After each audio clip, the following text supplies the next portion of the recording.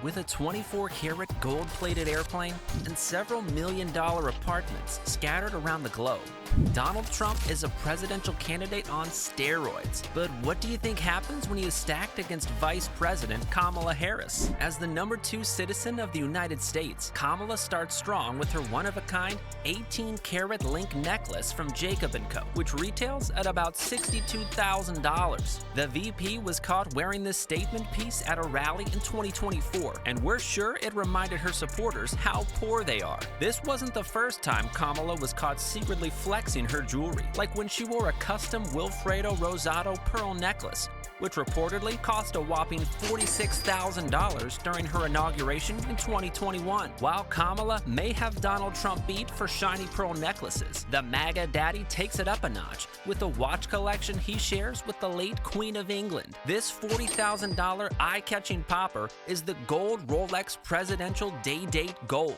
And it's the go-to watch for monarchs and rappers like Drake, who love to spend cold hard cash. As if that wasn't enough, streamer Steve Will Do It also gifted the former president a $100,000 platinum presidential Rolex. I wanted to get you a platinum presidential watch for the president. Wow. Oh, that's beautiful. Just look at the smile on his face as he accepts the ice blue watch that costs more than most cars. So far, both Trump and Kamala seem so out of reach when you think about how much they spent on things they wear maybe twice a month.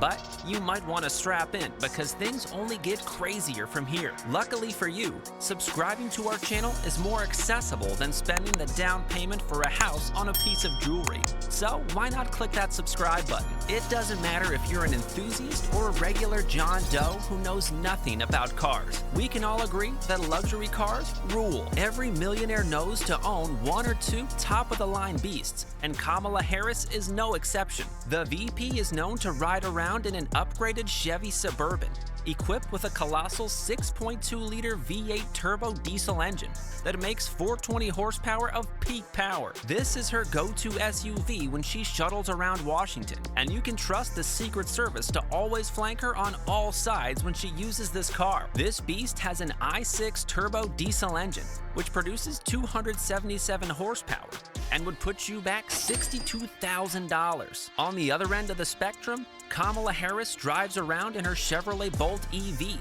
which comes in at around $27,000. It's different than the type of car you would expect to find a millionaire in. But with a battery that enables a range of 416 kilometers or 258 miles on a single charge, it sounds okay. While Kamala might not go hard on cars, she travels in style regarding air travel. Of the VP's incredible air fleet, the Boeing C-32 aircraft is the clear winner. After all, it's the prized Air Force 2. This gigantic bird has been modified to include 4,000 square feet of space spread over 3 levels and topped up with a lavish suite for the VP. With mid-flight refueling technology, the plane has unlimited range and can transport over 20 passengers at a time. You can't find accurate figures for how much Air Force 2 costs, but reports put it upwards of $100 million. That's a lot of money to spend on a plane. So Kamala Harris is lucky she never had to spend her money on that. That said, Trump takes a different approach to his vehicle collection, and you won't believe the kind of thing the man owns. Because only a filthy wealthy billionaire with money to burn would buy a $100 million jet out of pocket. And he did the ballsiest thing ever by naming it the Trump Force One. You don't get to name your plane after Air Force One unless you have a point to prove. And Donald wants you to get that message at first glance at the aircraft. The custom Boeing 757 is designed with 24-karat gold detailing, which spells out his name. And you can't forget the gold-plated seatbelts and the custom-built bathrooms. Even though it costs a fortune to maintain a jet like this, Donald Trump also has other birds, like the $10 million Cessna Citation X, and, of course, the $7 million Trump helicopter he bought on 3 different occasions. And when we say he owns 3 Trump helicopters, we mean he owns 3 decked-out Sikorsky VH-60N helicopters, all custom fitted with 24 karat gold, from the door handles to the seat belts. And we can't help but wonder if he poops gold. By now, you can tell that Donald doesn't know what humility means. But if you need more proof, his car collection is there for all to see. He moves around with a fleet of outrageous vehicles that look like something you could only assemble after robbing a bank in GTA. While regular folks like you and I had to make do with broken down rust buckets for our first car, Trump got a 1956 Silver Cloud Rolls-Royce. This car made Donald an absolute king among his peers,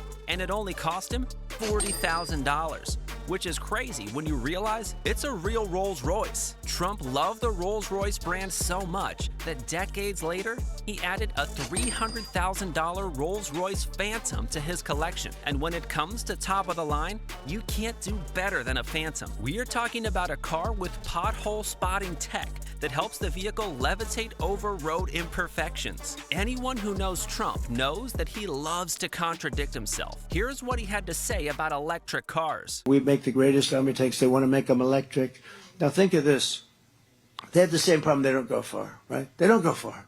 So you're in the middle of the desert. You say, you know, we're running low on electric. Do they have a charger around anybody? They're charging? The other thing, batteries are very big. They're very big, very heavy. He might have fooled everyone with that speech, but it doesn't change the fact that he was one of the first in line to own the first Tesla Roadster. This was a $200,000 first-of-a-kind electric vehicle, which was super fast, so he had to own it. But that never stopped him from owning luxury diesel-globbing cars like a 1967 Lamborghini Diablo, which sold off for a whopping $1.1 million. His fleet includes several other expensive luxury cars and a custom 24-karat gold chopper gifted to the former president by Paul Tootle in 2012. The heartbreaking part about Trump's car collection is that he hardly gets in the driver's seat, which is why his one-of-a-kind Trump limo comes in clutch. It is the prize jewel of the Trump collection, not because it's the shiniest or the fastest, but because it's the safest by a long shot. We are talking about a vehicle that doesn't get phased when bombed or sprayed with a barrage of bullets. As for offensive capabilities, it comes equipped to disperse tear gas instantly. Don't even think about running for the door handle because it's wired to shock intruders. Let's say you manage to get past all that. You would have to contend with the grenade launchers and other guns hidden throughout the vehicle. Being a Trump vehicle, it is kitted out with gold finishes, making it an impenetrable tank that costs nothing less than $1.5 million.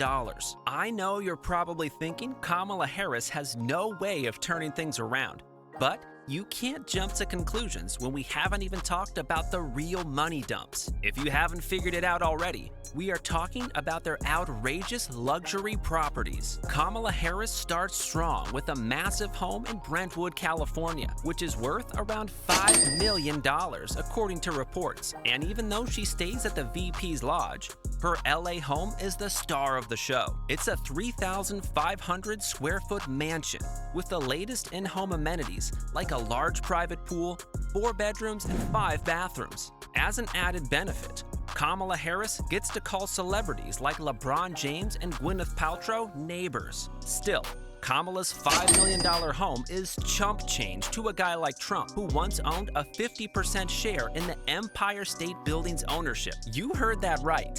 Donald Trump was on the verge of owning New York's most important building at one point. Even though he failed to wrestle complete ownership of the building, he still went on to own a string of buildings and apartments that could make a grown man weep for joy. First off is the Trump Towers penthouse in New York City. With the name Trump plastered across the building, you don't need to be a genius to know that it's Trump's base of operations. Valued at an eye-watering $100 million, the penthouse is constantly ranked among the world's best homes.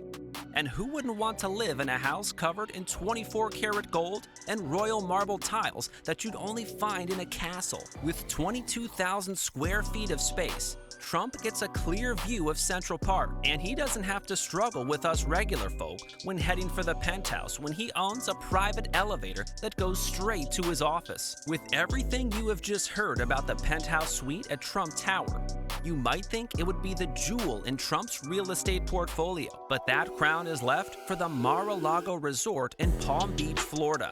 This 20-acre estate is so large that it takes up the entire width of a whole island. We are talking about a $160 million decked-out estate with 128 rooms and many amenities. It's regarded as a U.S. National Historic Landmark. Any video about Trump's real estate portfolio would never be complete without talking about his love for golf.